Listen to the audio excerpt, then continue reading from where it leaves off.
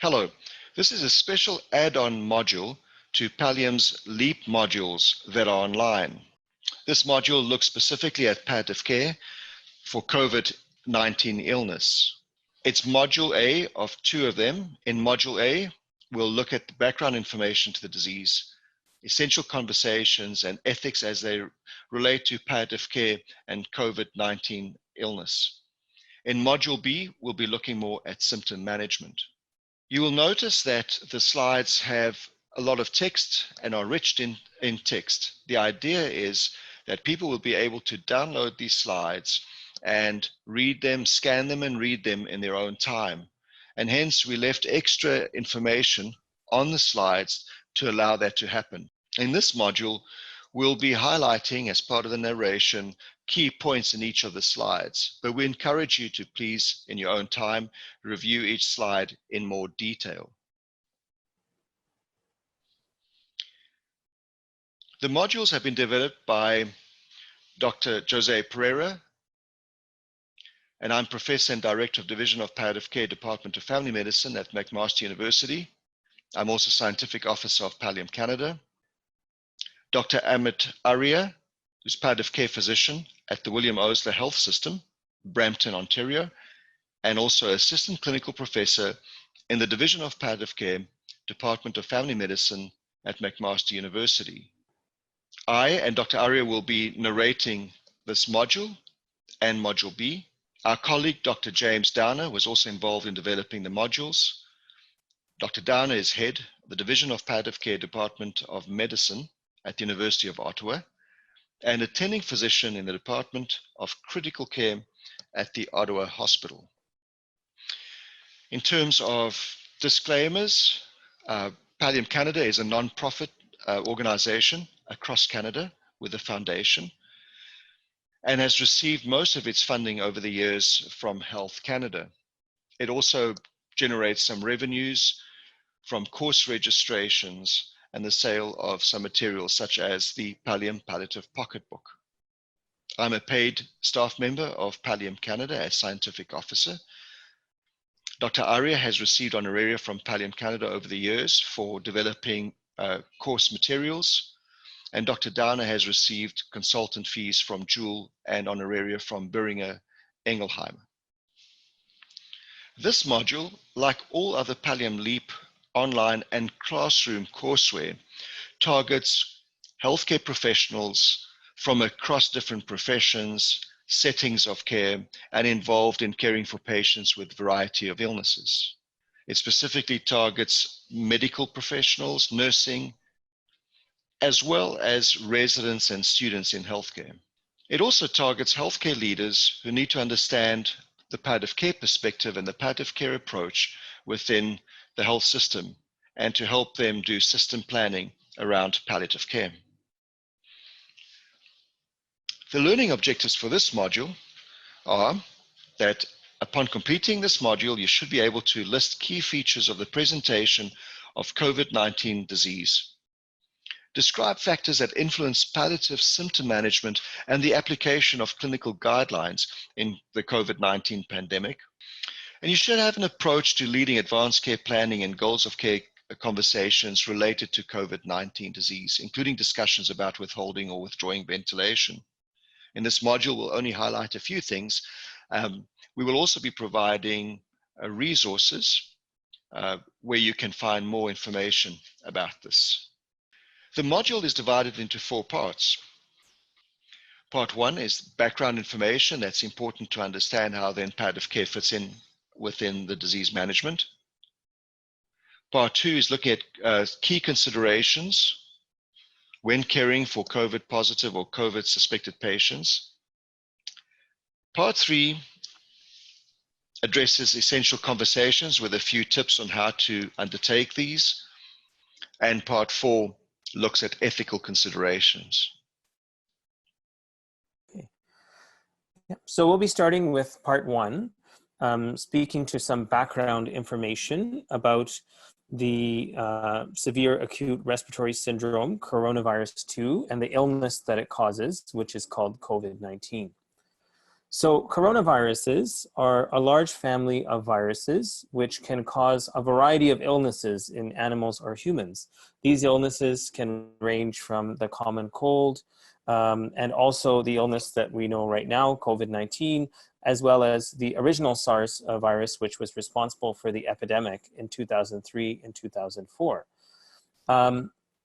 This coronavirus, once again called the Severe Acute Respiratory Syndrome Coronavirus 2, is a non-segmented positive sense RNA virus which binds the ACE2 receptor on type 2 alveolar cells and intestinal epithelia. This is a common feature with this virus and the SARS virus, hence the shared name. From what we know, there was a continuous common source of the outbreak in 2019 in Wuhan, China. And eventually, in January of 2020, this transitioned to human-to-human transmission. Furthermore, the virus is also mutating and evolving over time. From what we understand, the transmission of this virus occurs through large respiratory droplets. Typically, the risk is highest when someone is within 6 feet of another infected individual. Usually, respiratory droplets can be spread through coughing and sneezing. However, it is also known that this virus can stay on surfaces for some time and is shed in other bodily fluids, such as stool, saliva, urine, or blood. From a medical perspective, we know that there is risk of aerosolization with particular procedures, such as intubation, use of non-invasive ventilatory support, such as BiPAP or CPAP, as well as high-flow oxygen. The incubation period of this virus ranges from 1 to 14 days, with a median of 5 days. And one piece of emerging evidence from public health professionals, as well as from epidemiology, is that there is likely a significant portion of individuals who have the virus but are asymptomatic. And this number may be even greater than 50%. Furthermore, we know that there may be spread, although the risk of spread may not be that high, during an asymptomatic phase of the illness, that is the incubation phase. What is the common presentation of the COVID-19 illness? We know that the two most common symptoms are fever and dry cough, and the third most common symptom is fatigue. In some individuals, they will develop a viral pneumonia, which would usually be accompanied with shortness of breath.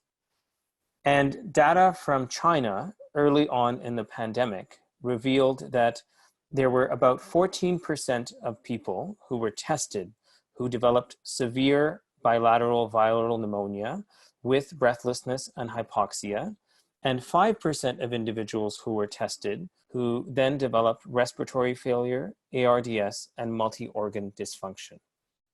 For patients who develop the COVID-19 illness, they often take 2 weeks to recover with mild illness and longer, 3 to 6 weeks, if they have the severe illness. From what we are hearing about the trajectory, patients can initially have mild symptoms where they have fever or cough and subsequently develop rapid progression of their illness with severe respiratory problems such as ARDS, arrhythmias, myocardial injury, as well as shock. Part of what we understand about this is that there are different stages of the illness from the viral replication point of view. So there is a replicative stage, which mirrors the incubation period, which lasts for about a median of 5 to 6 days.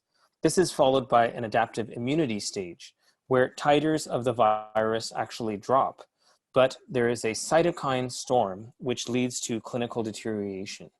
And this possibly indicates as to why we are seeing patients who may actually be clinically well for some time before experiencing a rapid deterioration.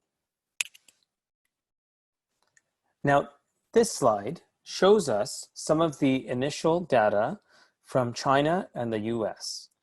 Looking at China, for individuals that were tested, we can see that 80% of them had mild illness.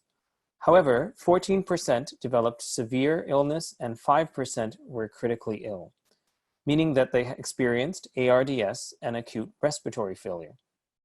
The majority of deaths occurred in adults who were over 60 years of age. Similarly, in the US, for adults over 65, they accounted for 31% of cases, yet 53% of admissions to the ICU and 80% of deaths. Overall, the data that we are seeing globally tells us that older individuals and those with frailty and other comorbidities are at a higher risk of developing severe complications and of death from COVID-19. We are also seeing that younger persons can be susceptible to this illness as well, and in some cases, progression of the COVID-19 illness can be rapid. This graph shows us some data stratified by age on COVID-19 hospitalizations, as well as admissions to the ICU and death. We can see that there is an increased rate of death for individuals from the 55 to 64 age group, and especially for individuals from 65 to 74 and older. In this slide, we are looking at some of the data from Italy, where they examined about 1,600 patients with COVID-19 illness who were cared for in the ICU. Once again, patients who were older had an increased mortality and were less likely to survive an ICU stay, especially those in the age brackets of 70 to 80 and 80 to 90. Comorbidities, along with advanced age, were associated with decreased chance of survival in the ICU. And these comorbidities include severe cognitive impairment, advanced neurodegenerative disease such as Parkinson's, metastatic cancer with a poor functional status, as well as an advanced clinical frailty score. So to summarize, once again, patients with advanced age who have multiple comorbidities are much less likely to survive a stay in the ICU, although we are also seeing younger individuals succumb to the COVID-19 illness. Furthermore, we know that in some cases, the trajectory of the illness can result in rapid decline and death of patients infected with COVID-19. So it is important that we take into account considerations around triage and rationing in any potential pandemic surge situation. The public is quite aware about rationing of ventilators and other critical care resources that could occur. We suggest that any frontline health workers be aware of local triage or rationing protocols and communicate clearly when a clinical recommendation is made because of rationing and when it is not. It is important to emphasize that palliative care is not an opposite or an alternative to critical care. Rather, the palliative care approach can benefit all patients who are suffering and are seriously ill at the time of the COVID-19 pandemic. Moving on, there are special considerations for a patient who is in the emergency department nearing end of life that one must consider during the COVID-19 pandemic. It is important that an interprofessional team approach is employed, involving social work, spiritual care, as well as palliative care specialized clinicians if appropriate. All health workers should be aware of the patient's COVID-19 testing status, whether it is confirmed or pending. Ideally, based on local infection control procedures and regulations, the patient should be in a private room with clear instructions around contact and droplet precautions. In most care settings across Canada, visitation is being restricted due to COVID-19, and we encourage you to follow the most up-to-date local protocols in your care setting. It is important that family members, when visiting, follow appropriate droplet and contact precautions with respect to personal protective equipment, such as wearing a procedure mask with a face shield, an isolation gown, and gloves, along with performing hand hygiene prior to and after their visit. Telephone or video conferencing should be encouraged with relatives if possible to minimize physical visitors. Part 2 provides a lot of technical information about caring for patients with confirmed or presumed COVID-19 disease. They address topics such as the use of PPE, aerosol generating medical procedures, and how to reduce the risk of bringing the virus home. We ask you to download this information, which can be found as a handout, downloadable handout as part of Module A in the Learning Management System. Read through it and become acquainted with it, and importantly, become acquainted with the protocols and the criteria in your own region, in your own province, and actually even in your own settings. These criteria do differ slightly sometimes from province to province or region to region.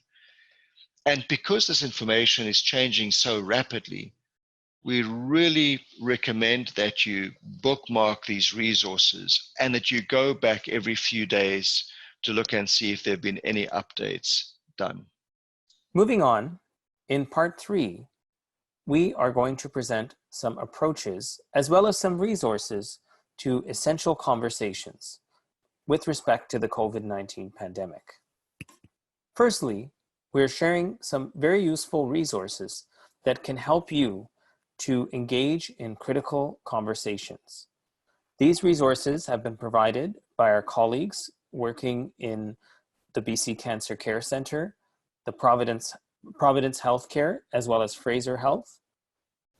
In addition, there are also resources provided from our colleagues working in the US, specifically from Vital Talk, as well as the Center to Advance Palliative Care. These resources can be accessed through the links provided on the screen or as a downloadable resource on the Pallium website. Let's remember that palliative care is not just about end-of-life care. Any patient with a serious illness who is suffering and has palliative care needs can benefit. Having a thorough goals of care discussion should be patient-centered and addressed early and often. We encourage you to become aware of provincial and territorial legislation governing goals of care discussions. It is important that goals of care discussions and treatment decisions are formed based on a consensus between recommendations which are within the standard of care, alongside patient values, beliefs, and expectations. A framework such as that offered in the Serious Illness Guide could aid you greatly in having these conversations. For example, using the 3 W's: I wish, I worry, I wonder. In this slide, we have provided some suggested language that could be used for a patient or a family member in a potential surge scenario where, due to resource scarcity, intensive care or critical care treatments may have to be rationed and therefore denied. In our last slide, we looked at some suggested language that could be used if critical care resources are rationed. In contrast, this slide presents some language that could be used if a patient was unlikely to survive a stay in the ICU, but would have an uncertain prognosis.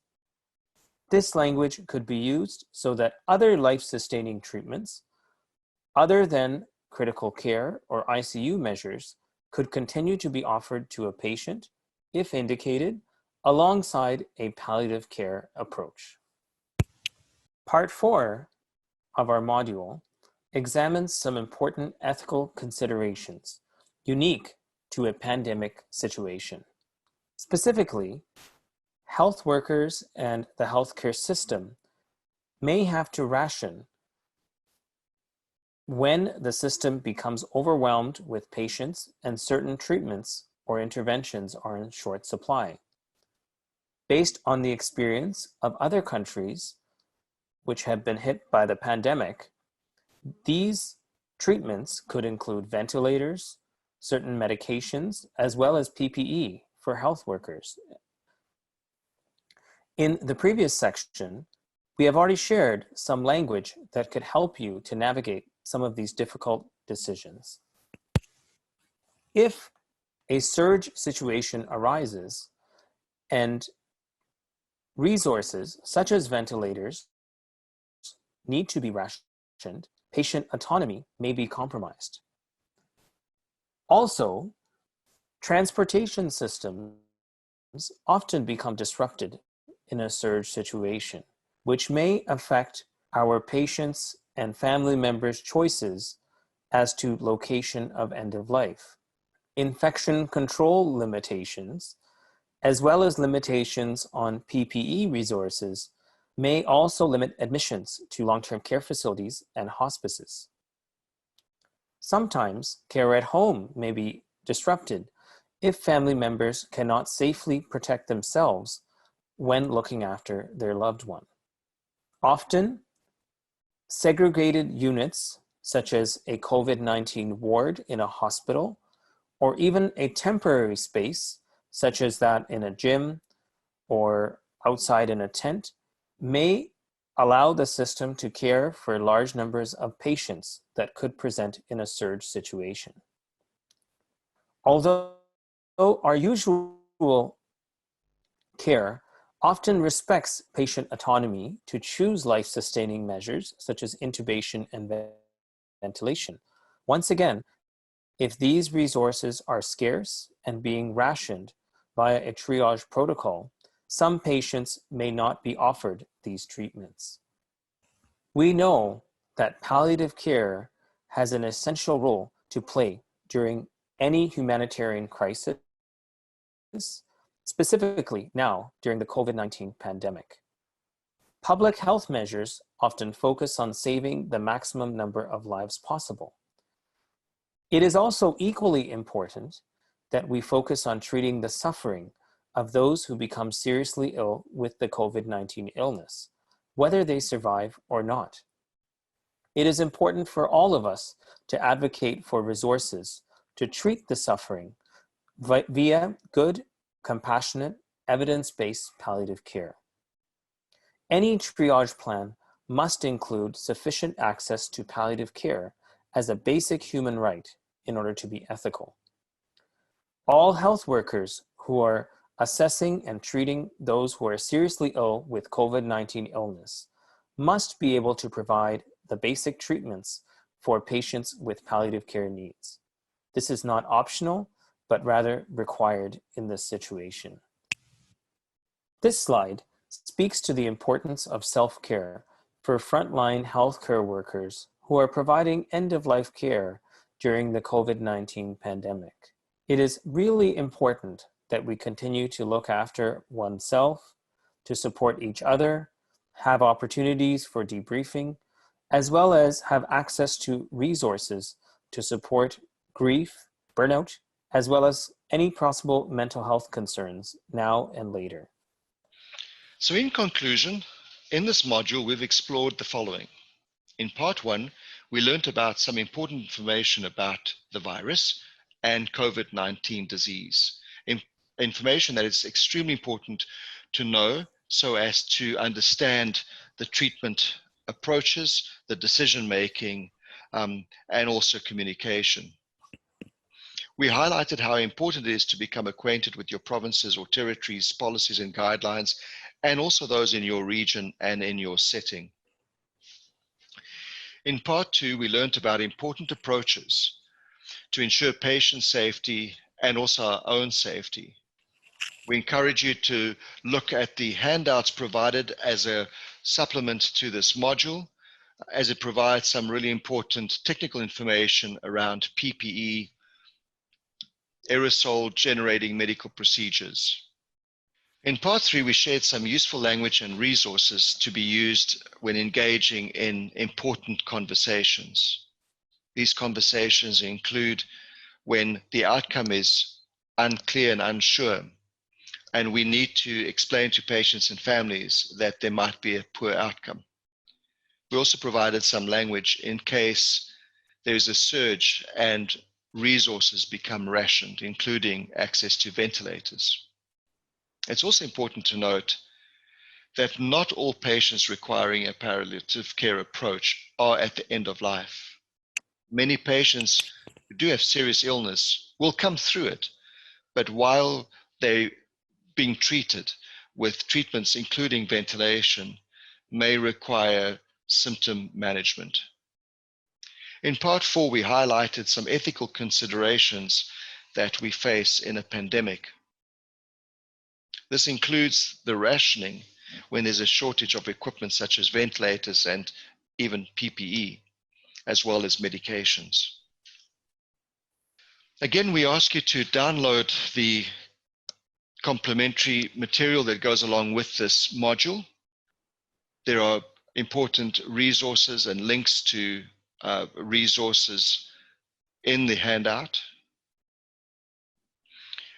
We also like to remind you that this module is an add-on to a whole series of LEAP modules that have been made available online.